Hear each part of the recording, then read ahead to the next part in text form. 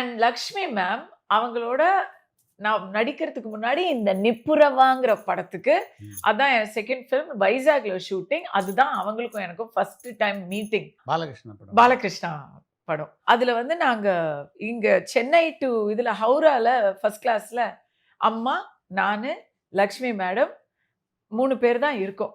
சமீரா ரெட்டிய பார்த்து ட்ரெயின்ல லவ் பண்ணிடுவாருல்ல சூர்யா. பாருங்க. எனக்கு வந்து நான் லக்ஷ்மி மேடத்த ட்ரெயின்ல பார்த்து ம். அந்த வைசாக்ல இறங்குறதுக்குள்ள நான் லக்ஷ்மி மேடம் நான் லவ் ஆயிட்டேன் நான். சூப்பர்.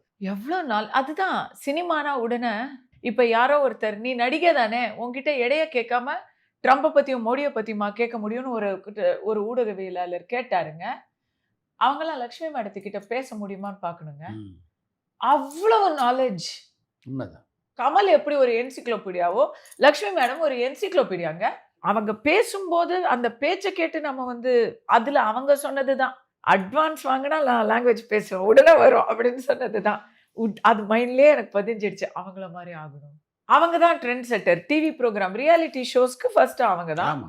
இன்னும் சொல்லப்போனா, இன்னைக்கு படத்துல காட்டக்கூடிய முற்போக்கு வாழ்க்கை விஷயங்கள்ல கூட கரெக்ட். அப்போ நம்ம அப்படின்னு நினைச்சது இப்போ ஆமா இல்ல அப்படின்னு தோணுது. அண்ட் அழகு எல்லா விதத்திலயும் அவங்க சினிமாவுல ஒரு உதாரணம் தானேங்க. கரெக்ட்.